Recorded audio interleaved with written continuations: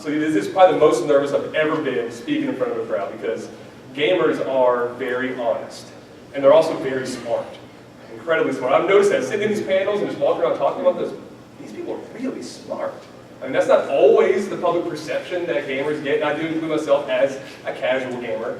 But gamers are smart, so this is probably the most nervous I've been, so don't grill me too hard when we get to the Q&A part of this. I really appreciate that. I've also looked at sport video games as how they can teach sport management in the classroom, in the college setting. So looking at manager modes of different sports video games and seeing how creating a team, the marketing of the team, the budget, hiring, firing people, salaries, contract negotiations, how that can actually teach sport management concepts that I teach in the classroom. So I use video games to augment what I teach in the classroom, and it's actually turned out pretty well. It's not always widely accepted by other college professors as something legitimate. They just think I'm playing video games in my office with students, and sometimes I am. I did get a grant for a 65-inch TV, an Xbox One, and a PS4 in my office. So my office is really cool. It's the hot spot on campus, really. So it's if you ever, I work at Shenandoah University. How about that? It's in Winchester, Virginia. I don't know if anybody knows where that is. It's about an hour, 45 minutes from here. Yeah, it's right down the road. It's supposed to get about a foot of snow tonight, so that's why I'm leaving straight after this panel. Well, after I watch this Call of Duty. And then my newest one, as I said, is more the competitive side. How we can turn video games into really a commercial sport. Because that's what I look at, commercialized sport, how sports make money. Sports operate as a business in our society. And I'm looking at how video games are starting to enter that field, in this entertainment field, and not really compete with sports to make money, but work with and be part of sports to make money. And what the acceptance is amongst people that play video games and also people that work in sports. Because acceptance is not very high of video games coming into the sports side. I'm certainly in the minority when I think that video games are a sport. And then I'll go through that as we start talking here. I do teach this in some of my classes. I don't get to teach like Dr. Kent Norman does, a psychology of video games class. I don't have a class dedicated just to video games. But in my sport and media class, my global aspects of sport, I have this video game component that I always bring up, especially in sport and media. I mean, it's perfect. And then I've written a class to start next fall for all freshmen, not all freshmen, freshmen to take about global gaming, looking at gaming around the world and what it means to different cultures. So now I get to go back into the cultural side of things, that's where I went through school on. I got my PhD in sports sociology, so I am on that cultural side of things. So I get to go back to that, which would be kind of nice. Let's see, I think that's pretty much about it. I wrote down some notes, like I said, I'm really scared about coming in here in front of you guys. I'm definitely new. This is my first year at MAGFest, as I said, but I will be a regular after this because it is a fantastic conference. Any other first timers in here? Good. No? Good. Okay. Keep it growing, because like I said, this is my first one. I've never been to Dragon Con, Comic Con, any of that stuff. So I didn't know what I was getting into when I came in that first day, and I was way out of my element. But I really want to make this part of my element, so I got to work on getting me a costume. To tell you the truth, I was going to wear a three-piece suit to talk in here, and I would have stood way out more than anybody else that's out there for any of that stuff. So I really need to work on what I'm wearing. I'm wearing jeans for like the third straight day, because this is the most casual thing I brought. Wear a three-piece suit and then a top hat and call it steampunk. I could do that. Or a big pistol and a flower and call yourself a lobster. I could, yep, could work on the lobster look too. So it's really been good, but I'm certainly a noob when it comes to this. I'm trying to use that accuracy. I'm trying to get into games. And I guarantee that on campus, I know more about video games than any other professor. That is the exact opposite when I come here. I probably know less than everybody in this conference about video games, unless it's some things about Halo 1. I can tear it up at Blood Gulch, capture the flag, basically. That's about the extent of my video game knowledge. And I'm going to be joined here. Am I talking too long? No, that's cool. Why do you make it eat while you guys don't mind, right? Yeah. Okay. Yeah, go ahead. My name is Frank Forrest. Here at the class. You can have a sliver if you want. So my name is Frank Forrest. I've been working in mainstream AAA games for over 10 years now. I worked on games like, the last big game I worked on was Starhawk, which is a multiplayer game. I also worked on Red Faction Guerrilla, PsyOps. Right now I work at Certain Affinity, and we just released the Master Chief Collection, which is Halo 1 to 4. We also did the levels for Halo 4, the multiplayer for Halo 4. And so we do that kind of stuff. We worked on games for Call of Duty, or not games, maps for Call of Duty, map packs, that kind of stuff. So yeah, I've been in the industry for a while. I'm not like a professional gamer, I guess. I'm a professional developer, but I do play a lot of shooters, especially Halo is probably one of my favorite games. So yeah, I'm just here to back up Joey and help answer questions. I'm trying to tackle it kind of from like the developer side. You know, like what can developers do to kind of facilitate esport development, and you know. So yeah. Anybody consider themselves a competitive gamer in here? Good, we have some, because I might invite you to come up here at one point, because you'd like to answer more questions about what it feels like to be in these tournaments. It's like being in a sporting event. Anybody play sports in here? Okay, so we got some of each. Oh, fantastic. So yes, I'm coming at it from the sport management, the business side. Frank's coming at it from the developer side. And then, like I said, it's question and answer. We might ask questions to you all. And if I'm taking notes, it might go in my next research article, so you might be humble. Just warning you right now, there's my RB approval, so everybody sign that contract. Fantastic, I'm allowed to use it now. Appreciate the support. Okay, so let's kind of get to this. So what's in the name? Video games, the next great sport. Now I kind of underline sport and put a question mark, because that's kind of the real deal here. Are video games a sport? Sounds like a simple question. And there's really no simple answer to it. If NASCAR is the video. If NASCAR is the video games are. Okay, why? Because you are basically, both elements are coming on with this. You're demonstrating your mastery of a control system, Okay. as opposed to mastering your own body. Okay. So control system versus your own body. I would disagree, because driving a race car over the distance of one of those races requires a good deal of physical fitness. You have to have very strong neck muscles to hold up your head in a helmet, and you also have to be able to, like, those cars do not have air conditioning, so you have to put up with the heat. You have to last that whole time, dehydration. It requires a lot of physical fitness, so I'm not sure I agree with Okay. Let's go. Yeah, I would invite anyone that thinks NASCAR is not a sport to go do the Richard Petty experience. Yeah. Even just that 7 laps. It's hardcore. I would say something before you guys. What about like rifle shooting? It's an Olympic event. Now that is, you don't need to, there obviously a lot of skill involved there. I don't want to downplay the amount of skill Olympians have.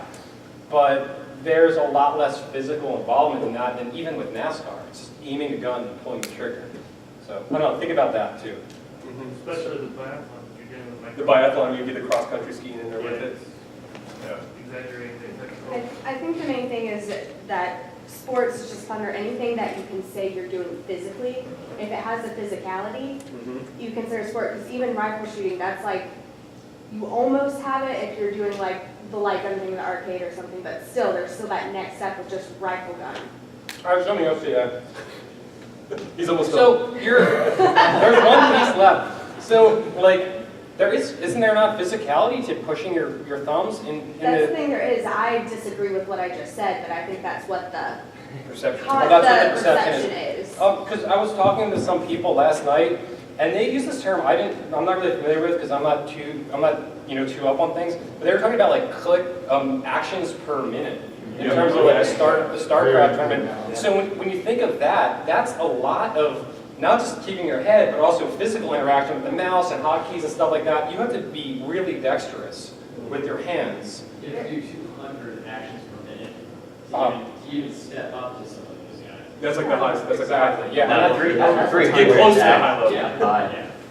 200 per minute. Let's go in the back.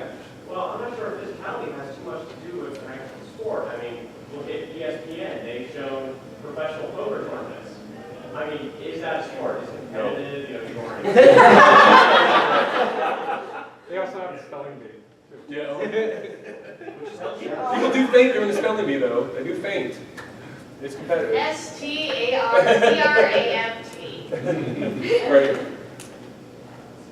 Right. Sports are an ambiguous term, so it doesn't matter. Now we're getting philosophical. Sports are they're socially constructed It's over always time. evolved into a definition of sport, and no one Right. has one, so why talk about it? Yeah, it's all your own. What's your custom definition? You know, it could be anything. I'm only interested in competitive games. Some of the things that are considered sports aren't competitive games, and so it's like, who cares? Right. And that's a good question about the who cares. For me, again, it's a philosophical thing that if something fits, and we all have, there are as many people in the world as there are definitions of a lot of words, including sport. So everybody's got their own kind of definition of what it means. And I use a very clinical one in my classes. When I present this to my classes, this is one of the first questions I ask every semester, because I try to get the juices flowing, because they're always asleep in class anyway. So I ask them, well, why does it matter? Well, it's philosophical, and it's also the fact that it gains public acceptance as soon as you call it a sport. You bring in a whole new, here's the business side, a whole new demographic of people that will watch it because it is just called sport. Look at poker, like we have back here. Because that was covered by ESPN, it gained a lot of acceptance, and it gained a lot of money. The prize money went up big time because it was on ESPN. So for me, that's kind of why, but I totally get what you're saying is that, who really cares? At the end of the day, is it sport, is it not sport, does it really matter? In a lot of circles, no. In some business ones, it kind of does. So that's kind of where I'm coming from with this, yeah. Go ahead. The blue. Me? Yeah. All right. The problem with definitions is sort of the featherless biped problem. If any of you know, sort of like in the ancient, Greek people, they were trying to define what is a human, and they're like, you have to walk on two legs, and then they were like birds, so they were like featherless. So they were like, okay, you should teach a bear to walk on two legs. Does it become a human? And then they went on and on like this for a while, and they never figured out what the definition of human was in that one. But it does point out an interesting thing about labels, that they are a cluster of things. Like species are a cluster of things. The human species is a cluster of people who usually have the same type of genetics and the same type of body mapping. Species sometimes bleed over at the boundaries, but usually a species is a cluster of things that are very similar. So in things like sports, the cluster is more ill-defined because, it's more like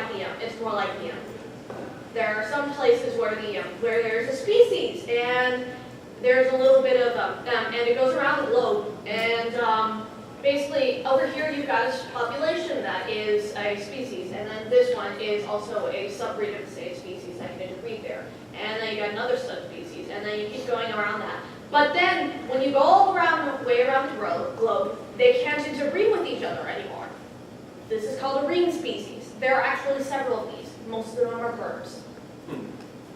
Yeah, really interesting. Yeah, I think, going by what you're saying too, I think this question to me is also very related to the question, are video games art? Which I think everyone in this room would agree, they're art, but gaining mainstream acceptance for that has been taking time. It's mostly how you look at it. When people say, oh, this game is art, you have to look at what this person is considering to be artistic about it. I, for instance, would consider gameplay to be the main feature of gaming as work of art. So Tetris and WarioWare are my definitions of games as art. So when looking at games as a sport, you have to consider what is it that you consider to be sports-like about it. I think that I play fighting games competitively. I'm very bad at it. I'm only getting started. And in general, when I kind of have this view of Smash Brothers as a fighting game. I personally think it's more fun not as a fighting game. Other people say, no, it's a party game. What are you doing? You're not playing it like it should be played. But you can customize the game to be played however you want. So a person can play it as a party game, or they can set it to the sort of the standard that it is for a fighting game. So either way, people are both right. There's no wrong way to play it. That's just one example. But there are other games like Street Fighter, Guilty Gear, Carnarvon's Revenge that are specifically designed to be competitive zero-sum games. So you have to look like at the design of the game, taking into account whether or not it's a sport or not. So like the difference between basketball versus pickup basketball and wrestling, which must be a competition. Exactly. I have something to say about that too. So, can every game not be played in some competitive way, even if it's a single-player game? We see speed runs, which I think is basically no more or less a sport than any other kind of racing type of sport. So I have to think about that, and trick videos, like tricks and stuff, like skateboarding is mostly about making tricks, and people have translated that to games like Halo and stuff. By that logic, though, couldn't two people racing to solve X number of Rubik's Cubes in a certain amount of time, could that be considered a sport? Sure. Yeah, absolutely. Like, I don't think we need to really limit the definition. Let's get some more questions. Yeah, go ahead. I guess, sort of playing off something you had mentioned, poker getting acceptance as a sport once ESPN started showing it. To a large extent, the definition is defined by whoever has the most cultural power, and ESPN has quite a bit of They've it. got a lot of cultural power. So if ESPN tomorrow started showing StarCraft, it's already, very popular in South Korea. South Korea. So maybe a different example would be better. But like, let's say tomorrow they start showing Call of Duty matches on ESPN. And they say, yes, this is sport. There are going to be people who say, yes, it is sport now, because otherwise it wouldn't be on ESPN. Right. And so it sort of cuts both ways. Something has to be a sport for ESPN or these large cultural entities to say, like, this is a good business decision for us. But to a large extent, they have the ability to define what sport is. Yeah, this is a really hot button question. I know, we're on the intro slide still. Yeah. The leather jacket. I think it's kind of interesting because I've had this discussion a number of times, and I have to commend the kind of evolution metaphor, because that's kind of where a lot of my discussions with friends have kind of gone to. Basically, what we decided on the onset of the discussion was that you couldn't define video games as sport without looking at the historical context of things that are accepted as sports. And when you kind of rewind and clock back far enough, a sport, as it is commonly accepted in the culture, is usually defined based on what it either displays in the individual or a skill that it exemplifies. And a lot of the times those are derived from things like hunting or fighting or being very good at gathering or making the correct decision at the correct time.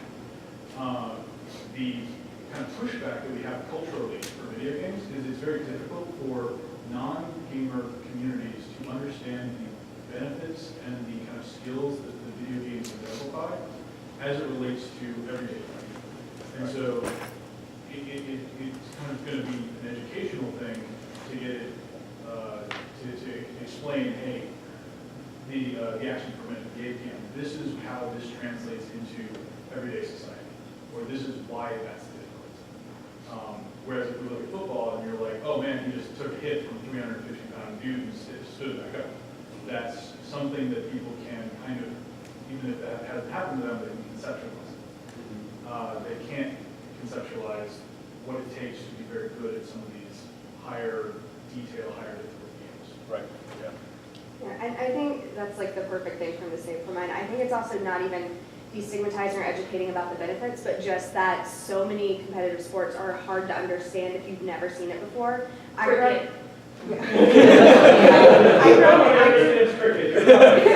I grew up in a household where my dad would watch, on a Saturday watch ESPN from morning to night because he could usually, whatever random sport they showed in between his football games, he could make out what was happening. If they put StarCraft or League or a fighting game up there, there would be he would have no basis. So I think it has to be just there being some kind of cultural basis to understand things like RTSs in a regular setting.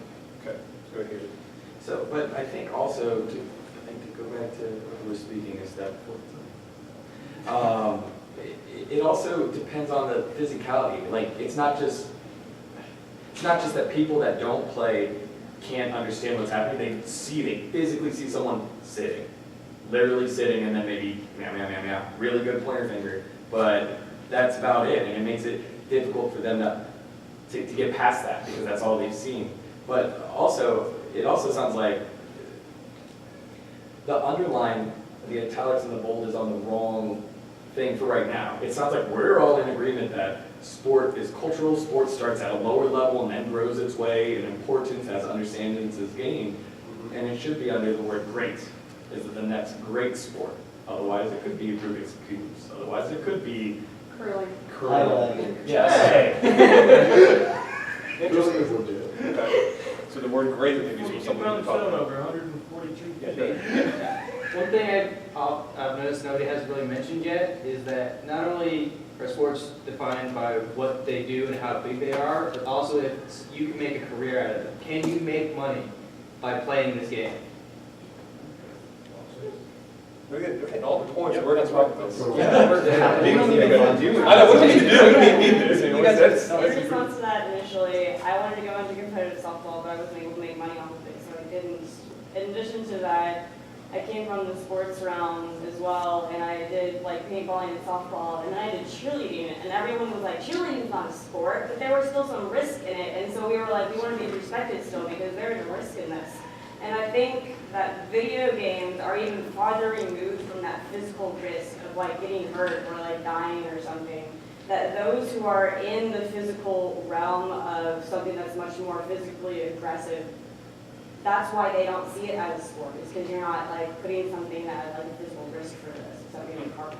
Yeah, the injuries that do happen are like normal injuries that happen, like, oh, my carpal tunnel or sweaty hands or heart rate stuff, I got sick. That happens in normal day stuff when you're not doing the sport. Interesting, yeah. I think if you really want to meaningfully answer that question, you need to examine where that word came from. Looking at the historical context of sport as action and as entertainment. You get back to, for example, the Colosseum in Rome, to everything physical throughout time in that context. It's all about entertainment and it's all about prestige. And these are the two concepts that really surround any kind of sport that has public acceptance, which is why when you see the LCS gaining traction, and when you see StarCraft and League in Korea and China, they have this infrastructure that gives them the prestige, which allows it to grow as a sport and actually gain traction in the public mindset. And you don't have that as much in the US for esports. Yeah, you're exactly right. We don't. Maybe not yet. Way in the back. Yeah, I'm just thinking that a lot of the acceptance and stuff, I think a lot of that will have to do with the integration of technology in society in general. Much earlier on, somebody mentioned NASCAR as a sport. I think sports enthusiasts, none of them are saying NASCAR is not a sport. But I mean, it's a car. And, you know, obviously it's the sort of thing that, you know, 500 years ago you couldn't even conceive of. But we had horse racing. And I think as technology, especially the mobile stuff, the smartphones, tablets, gets into regular people's hands, and they do this sort of thing on their own, it'll become more of a pastime, and from a pastime, recognized as being sport. On that point, the impetus comes down to the people who believe that it is a sport to educate the other people, because there was the point earlier about whether or not somebody watching it without context would be able to understand it. But if they had somebody who was able to very simply explain it to them, you know, like football is a war simulation, chess is a war simulation, League of Legends is a war simulation. You have the people on each side of the team, they each have specific roles, they act as a group, and they do whatever. In chess, the player is the coach. In football, the coach is the coach, and the pieces are the players. Whereas in League of Legends, the person who's on the computer is some mixture of coach and piece. But it always will come down to education and making sure that people understand the significance. There was a study on ESPN maybe 10 years ago where they had marching band people up, and they had an EKG hooked up to a drummer, and he was standing on the sideline. They were setting him up, and the band without him started to play, and his heart rate jumped up to 200 beats a minute because his body was physically getting ready to perform at a higher level. So I think if there was more education where people understood, yes, when these guys are playing the game, their heart rate jumps up 60 beats, extra per minute, or the amount of thought that they're using and strategy that they're using, like their brain looks very similar to somebody who's playing football, or their breathing is doing this, or whatever. Those physiological things, on top of the comparisons to existing sports, as long as the education is there, I think that everybody will start to come to a single mindset about what is a sport and what's not a sport. Okay. Yeah, knowledge has a lot to do with it, and it's all about this. How do we disseminate that knowledge? There's very much a generational gap that we have. That the older generation just doesn't understand what people are doing with video games. I watched the reading from Agents of Azeroth yesterday, and the mom was saying, get off World of Warcraft, that you're just wasting your time playing a video game. And she was like, no, I'm actually doing something. I'm meeting people and I'm working through problem solving, all this kind of thing. So there is very much a generational gap, and knowledge certainly could have helped unlock that and help with this key right here. Let's go this up here and then here. Actually, kind of interesting. I was actually just at work the other day talking about coming here, discussing the performance and all. We were talking about League of Legends, and as I was describing League of Legends to my coworker, which is Frederick. And I mean, he's roughly the same age as me, he's just not a gamer. And it didn't really register that that could be viewed as a sport until I started talking about like the world championships for League, how big they are, the attendance, and then how big the prize money is. It actually outpaced Wimbledon last year at the pot. Yeah. And when I said that, he was like, oh my God, it has that much money, and I didn't realize it was that big of a thing. And then it started to click that maybe it is a real sport because of the number of people and the amount of money behind it. Yeah, certainly I like it from the business side because of the money aspect right there. Yeah, right in the head. So it's interesting how everyone's sort of dancing around this, but to really hit the definition squarely on the head, if we were to define a sport in terms of the competitors are called athletes. Athletes are historically people that have a greater physical prowess to do a certain thing, throw a football, run faster, throw a javelin, whatever it is, better than everyone else. Well, I would say we need to alter the definition of an athlete to say that includes people with better hand-eye coordination, better dexterity, or whatever it takes to play that game. The definition still applies, we just have to overcome the historical definition of it. Right, it's certainly constructed and reconstructed over and over. And I tell my students, don't get confused with sport and athlete. Athletes historically are, by the Olympic credo, higher, faster, stronger. And so I'm not saying that video game players can run faster and jump higher and are stronger than the average population. I'm not saying that. I'm saying that they don't have to be an athlete to play a sport. A lot of people that play sports are athletes. I take golfers as well. A lot of golfers are not athletic by that definition. Bowling, darts. I mean, we could go on and on. Poker's not a sport. So we could go on and on with that definition. And it's interesting that the athlete, yes, that one too, as well as sport, needs to be socially constructed and a different acceptance needs to be made as we go forward. Yeah. One thing that we should look at is how static historical sports have been. For example, the past 100 years or so, the rules of baseball haven't changed very much, or football. It's been basically the same forever. And so, when you look at something like League of Legends or Dota or StarCraft, each patch, the strategies are going to change a little bit. Overall, there's still that same general meta game, but oftentimes that will shift dramatically. Like, for example, just a couple of years ago, League of Legends, the idea of having a dual bot lane became a huge norm. And that's changed dramatically in the past couple of years. And so video games are oftentimes not as static as historical sports. So that can be something where a lot of misunderstanding comes into the game. And so much fewer people will be accepting of that as a sport because it's so Yeah, it's so fluid. That's actually, fluidity is one of my slides up here. I think that that the meta of football changes all the time.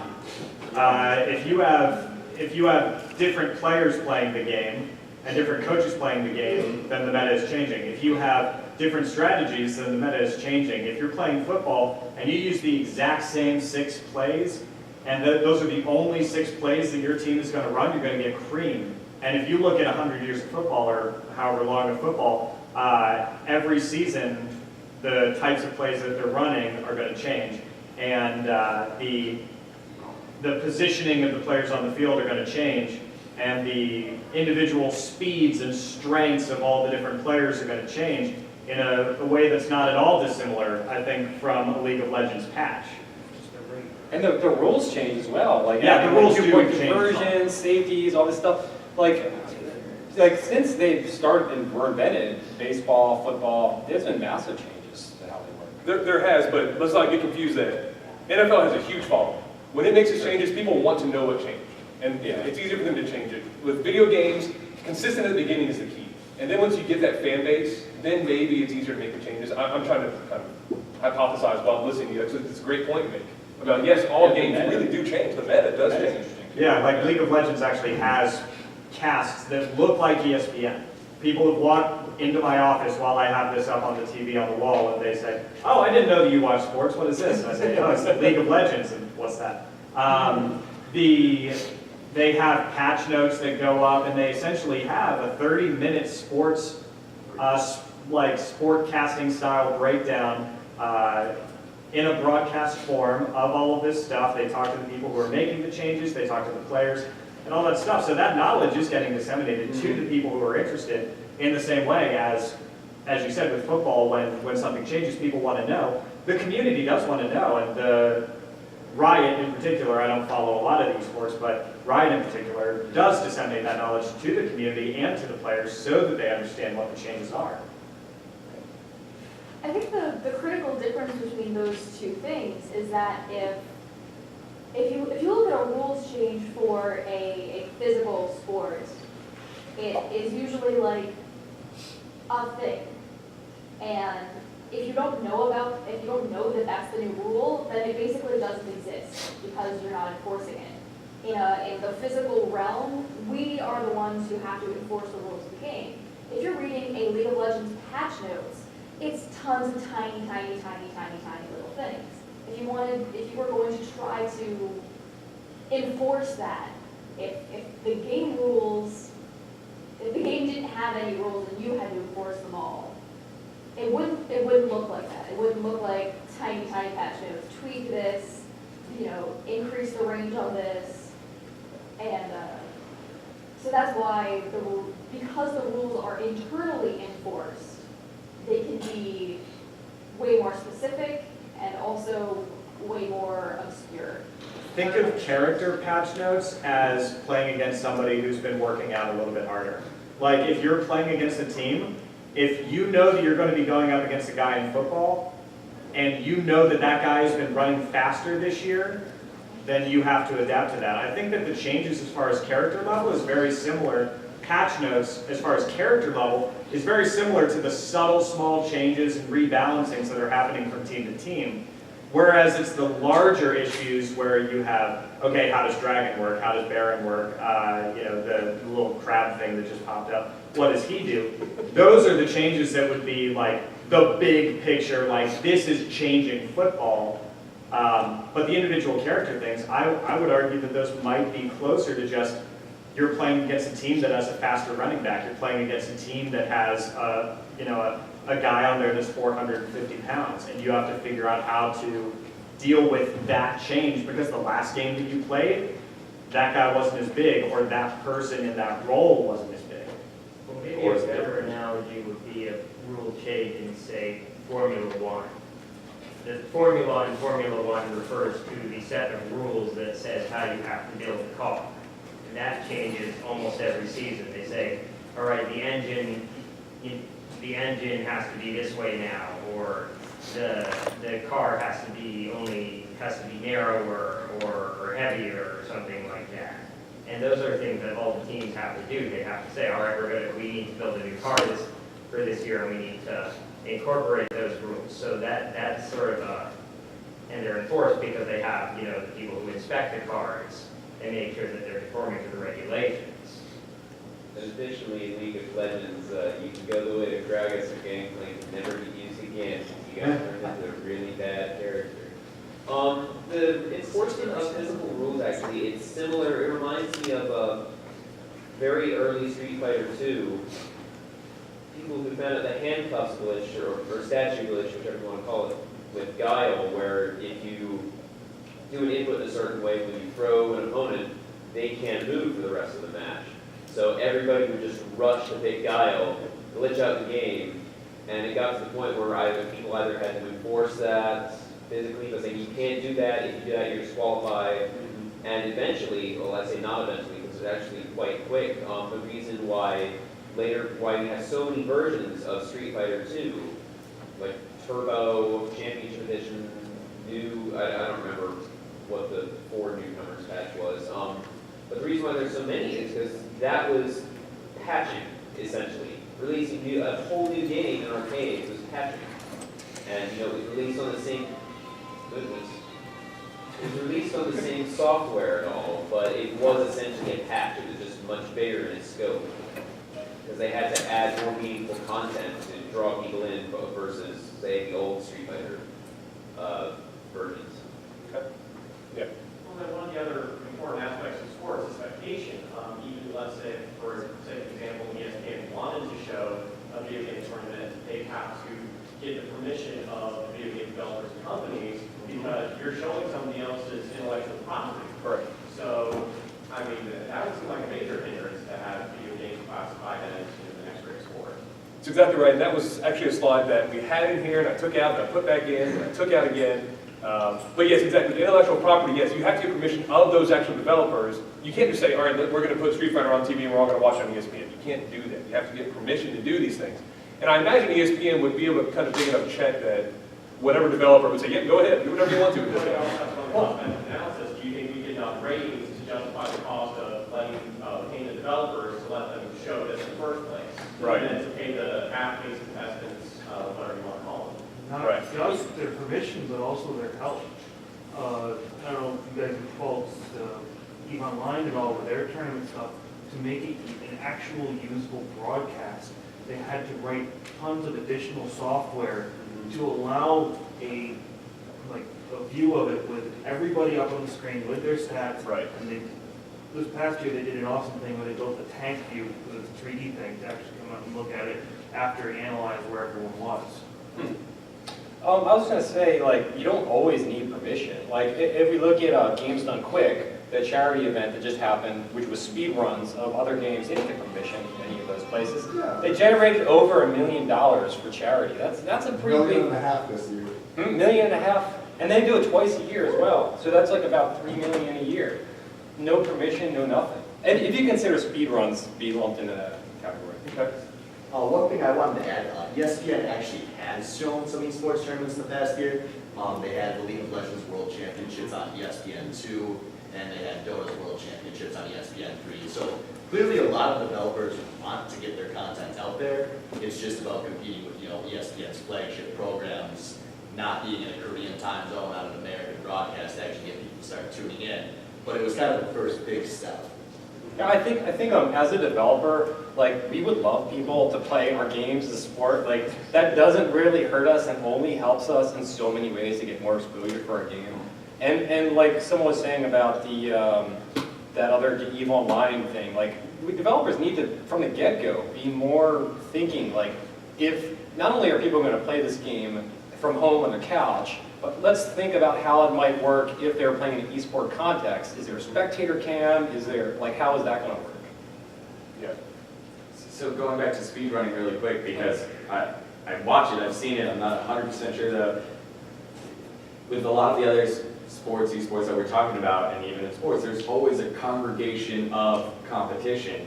I think in speedrunning, it's almost like a community of let's do the best that we can. And when is it like you have like 2 dudes sitting next to each other, like 5 dudes, 10 dudes, the best, 10, Zelda, Ocarina of Time, speedrunners, at the same time, doing it at the same time for a competition to crown the best. There has to be I think there has to be a platform to crown someone, right? Yes, you can, but sport, to have people playing against each other at the same time is absolutely not necessary. Yeah, it's like weightlifting, like when you're going for the world record, basically. Yeah. And it's not just speedruns, but also like arcade games, like that movie King of Kong. They're going for the high score, and it can take many, many tries, so you don't want to just go for it. No one's really interested in like, okay, who's the best today? Who's the best right now? Give one chance. I mean, they sometimes have stuff like that, but really, as far as speed runs, I mean, and high scores, it's kind of, like, obviously for competitions, it's different. But when you're talking about high scores, people want to know what's the world record for the high score, the speed run, or whatever.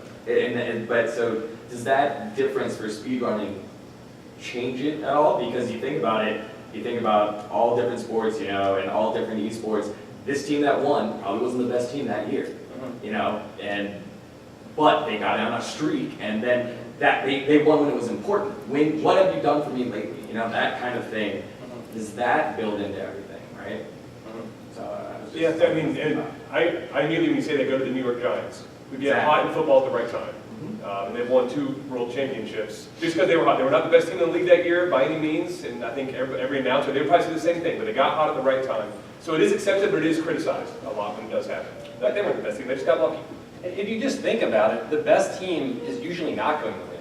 Because you have a pool of like, 20 or 30 teams. So the best team, they have the best chance of winning, but they only have like a 5% chance of winning, whereas another person might have 4%, another team has a 4% chance of winning or whatever. So yeah, the best team, player, person is usually not going to win. All right, we're going to go past the intro. Are we going to?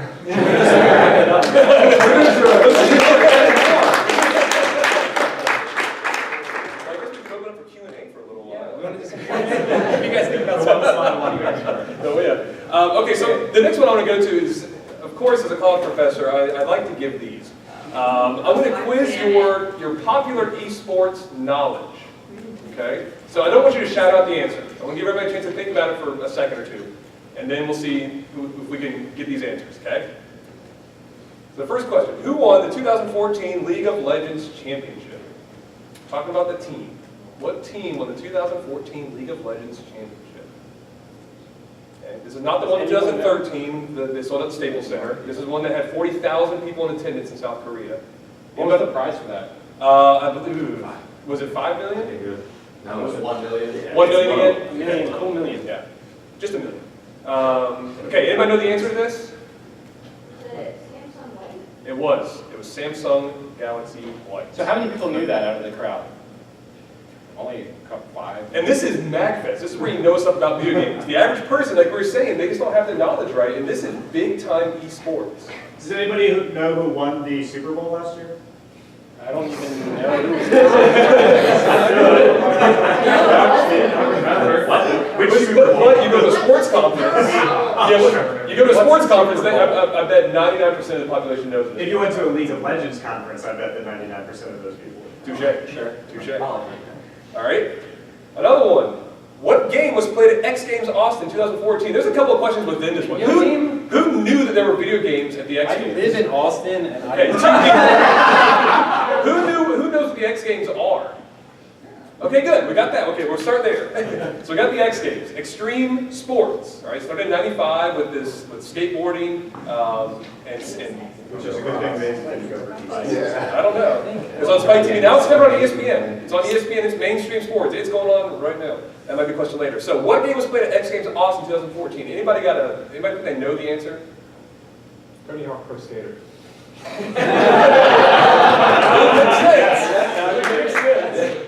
Counter-Strike? It was not Counter-Strike. This is looking at 2014. Yeah, Call of Duty. Call of Duty Ghosts.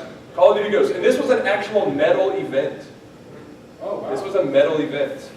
They have X Games medals. Awesome. Go to like Tony Hawk and be like, I got one of these too. Yeah. Whose idea was that? Whose what? Whose idea was that? You know, I'm not sure where the genesis was of this idea. I'm not sure if it was, I think Major League Gaming went to ESPN and said, you know, let's look at the following we're getting, look at the ratings we're getting on Twitch and on the internet. We can bring in some people to this. It's a whole new demographic. That seems like something Infinity Ward would pay to have. Yeah, I was thinking it was probably somewhat of a partnership between the developer and the X Games.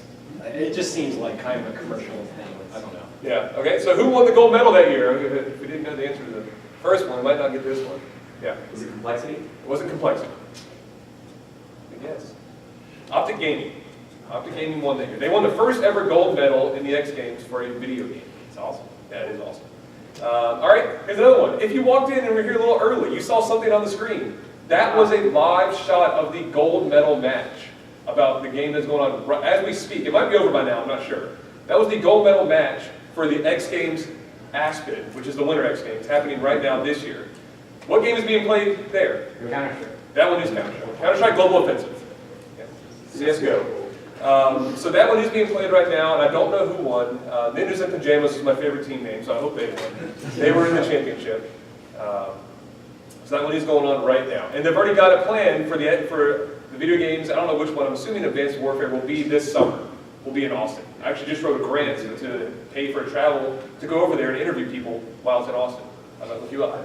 Sure, yeah, definitely. Life is tough. All right, the last one. This one has two parts. Who was named Esports Player of the Year in 2014 at the Game Awards? The Game Awards. Faker? No. It's not Justin Wong. You got any guesses?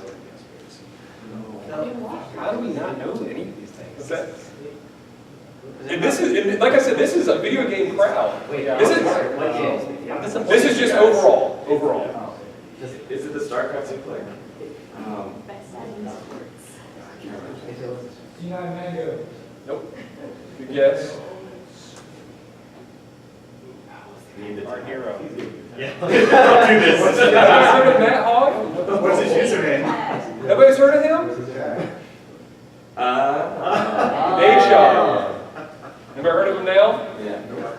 That's why it was a two-part. Problem with the popularizing the sport. Exactly. This is a problem. The reason I did this is because I want you to see that, like I said, a video gaming crowd doesn't know some of the biggest things happen in popular esports. These are like the commercialized esports. Think about just a regular person out there. They have no idea what's going on. It's all about this knowledge. You know, like I said, it's all about information. How to They get it think out there. that that the League of Legends championship is a LOL championship for who can text best. Yeah. But does somebody who really follows football and really only knows football, do they also know all these things about baseball? Or do they know these detailed things about tennis or golf?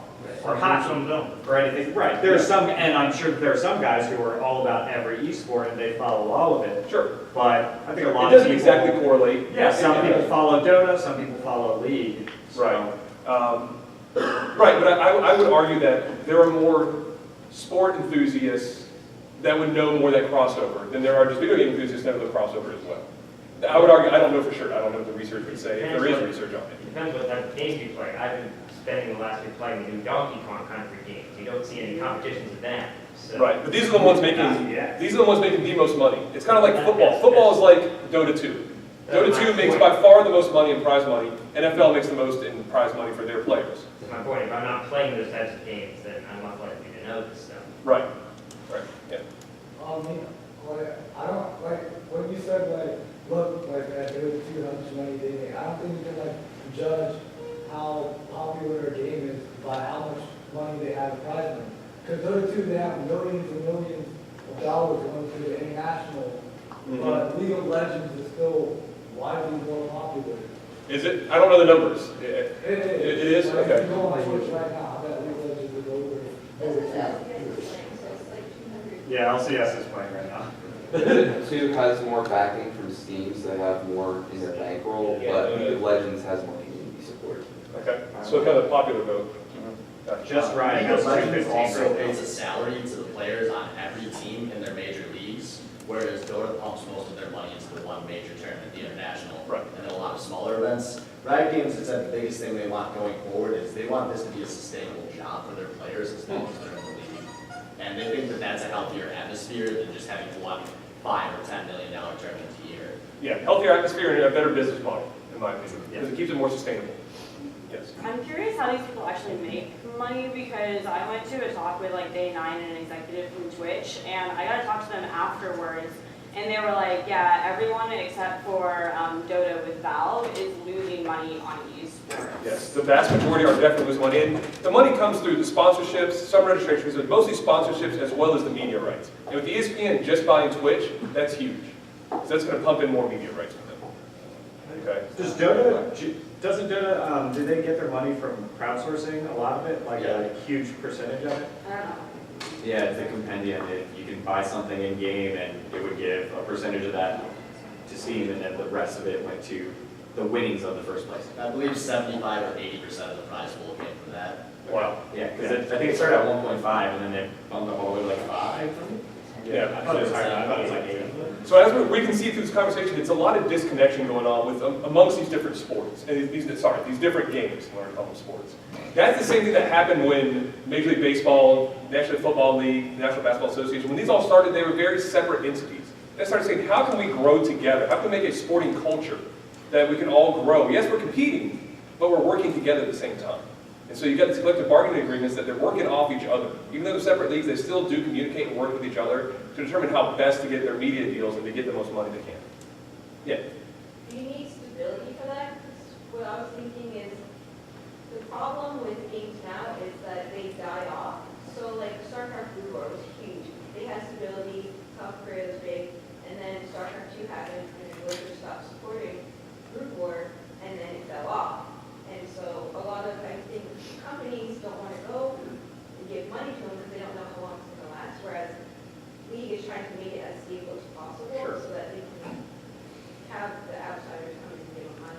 Yeah, stability is certainly huge. You got to have some consistency so that you can keep up and support it. Yeah. You have your hand up? No. Okay. I was going to say, where do we begin? But we've already obviously begun. We're almost finished by this point. So I had a picture just showing it. I was going to show a small clip, a 2-minute clip from HBO Real Sports. And it's kind of tongue-in-cheek because the commentators on there are almost making fun of this idea of esports. Okay? I guess I can show it. I can do it. All right. It's, like I said, it's only 2 minutes. I know we don't have much time left, but... So the real reaction. See that? Just holding down construction. What's going on? Sorry. It sounds like it wasn't happening right now.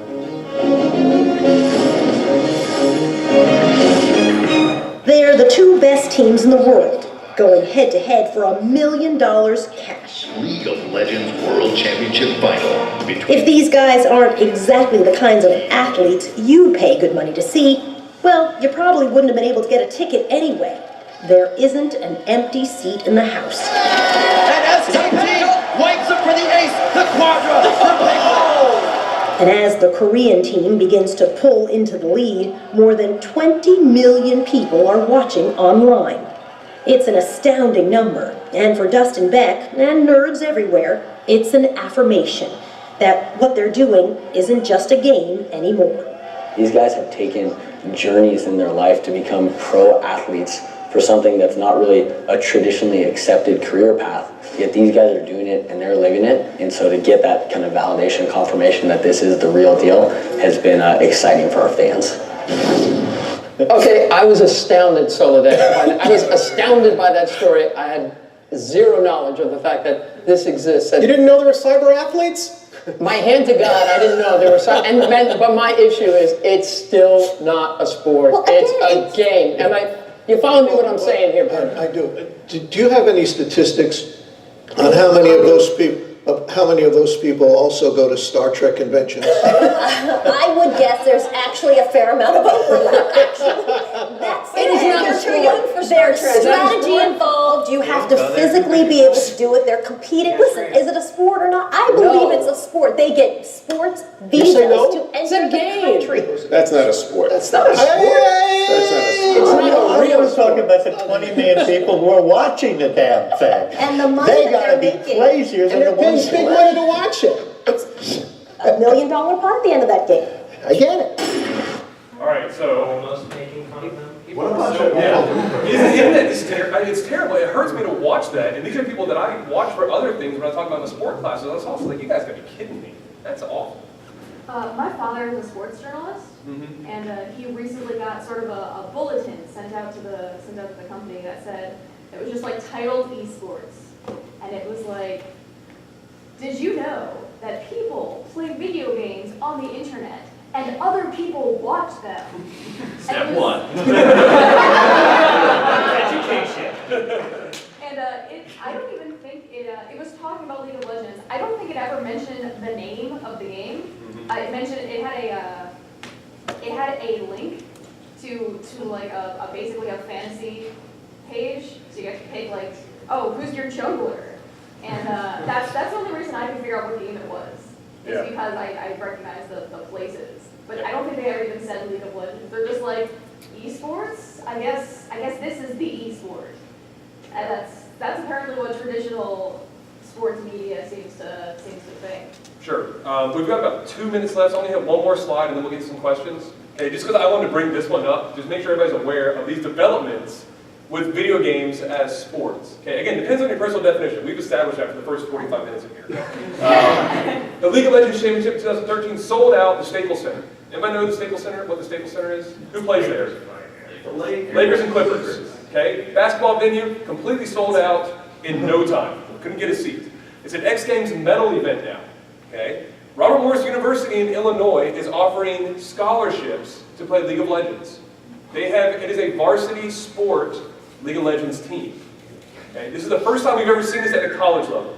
Now I must say, this is not an NCAA school. This is an NAIA school. The NCAA will not recognize video games as a sport for a very long time. I'll say that right now. There's a generational gap. It's going to take a lot more than just that generational gap being eliminated to get it as a sport for the NCAA. I'm trying to get it as at least a club sport at my school. I have a video game club and I want to do some kind of competitive gaming within that. Sorry, is RMU Illinois different than RMU? Yes. Okay. Yes, it is. And the U.S. government does recognize video games as a sport as far as sport visas go. You can get a sport visa to come into the country to play video games. You cannot do that with cheerleading. Oh. The U.S. government does not recognize cheerleading as a sport. The U.S. government recognizes video games as a sport. So I'm glad you brought up cheerleading. And then the last one, ESPN, not just ESPN3, but they are starting to cover some esports. Okay, a lot of the last points already brought up in here. And the rest of the slides I have in here are really a lot of the things that we've already talked about. So I'm not even worried about not getting to it. Anybody have any questions, comments? I know you had your hand raised. I just thought it was interesting that the woman in the clip kept saying, it's just a game. Whereas when you call, you know, when you go to watch baseball, I know, football, baseball, they're all games, yeah. Especially when you lose. I get stuck on the words. Yeah, they get stuck on words. But what I wanted to say was the origin of sports come from playing games. The origin of games comes from playing. You know, when you're a child, or you know, I think the gentleman who was sitting over here earlier who mentioned, you know, historically, it was hunting. It was, you know, skills that you needed. And when you're a child, you play and you simulate things that you need later in life. So I just thought it was interesting. That's the word. I know, that word game gets to them. Let's get we got 3 up right now, that's all. We're stopping at those 3. I just had a question for Frank. When you were working on your games, were there anybody who, well, when at the conception of the game wanted to have it be an esport or be some kind of thing where other people watch? There isn't as much thinking about that as I'd like to see. On Starhawk, we had like a special node you could hook into that would be like a spectator cam type thing, but I wanted them to flesh that out more, you know, but we didn't end up like doing that as much as I would liked. And I think that that's something developers really do need to think about, because not just on the $1 million competitive level, but even just people streaming on Twitch, or in Steam, a lot of Valve games are pretty good with that, where you can spectate games and stuff. And yeah, it really is not that well thought out, and it's. Some companies do, some companies don't. It really depends. So sometimes you just get so fixated on like our core audience, the mainstream, and the mainstream people don't even know about this stuff. Yeah. There's I guess a comment about what I was saying before about stability, and actually bringing up the NCAA, is I think one of the biggest issues that's facing esports, like not just gaining broad appeal, but actually maintaining like a long-term possibility, is the fact that we don't actually have a organizational structure for esports more as a genre than just as an individual thing. Because you've got your Counter-Strike, you've got your League of Legends, you've got this, that, and the other thing. They're all very different. Some may not be around forever. Most probably won't. And there's kind of a lack of stability you have for like football, for example. For football, you've got football for like however many, I don't know this word in a while, how many different mini organizations there are across the country, and it's the one sport. Whereas you've got League of Legends and again all of the others that are different sports that don't have an overarching organizational structure that can enforce ethical standards in how things are run, or can enforce payment and treatment of the actual players. And as you're bringing up for the institutions, getting everything institutionalized, I think that's also a really big issue. I don't know if you have any insight into that, like how an organizational structure would impact being institutionalized. You know, I don't. This is still new research to me, so I don't know how that's going to work. And I wish there, you know, MLG is trying to be a governing body for esports across the board. A lot of people don't think they're succeeding. Some people are saying that they're dying off. So I don't know if working with the X Games, they got the MLG logo everywhere. They got their announcers, they fly them in. I don't know if that's going to help them or not. And I know they're trying to set more rules and some guidelines and make it more of an institutionalized product. I just don't know if they'll succeed in it. It's yet to be seen. And the NCAA is also not succeeding right now. Yeah. There's a lot of controversy there too. And last one. Yeah, so we've had a lot of discussion today about kind of what is and isn't a sport and how attached to that word we should be. The definition is very kludgy. So this is kind of just a for the room, something that can, you know, theme it as a sport, competitive eating. What do people think about that? I mean, is that Kobayashi. sport? Yeah. Joey. Should Yeah. it be a sport? Joey's about. Is it just a game? Yeah, competitive eating. If Yeah. I would, by my definition, I'd call it a sport.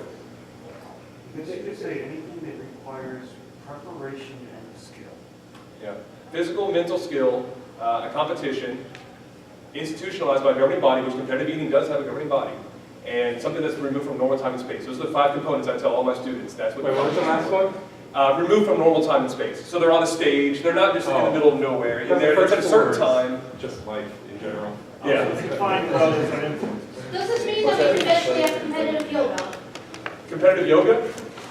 Sure. If there's a winner or loser in yoga somehow, I don't know how you competitively do yoga. Okay, we will have time. If anyone wants to come up and talk some more, I'd love to keep talking to people, but we got to clear out, let the next people come in. Thank you very much for allowing us to speak at this great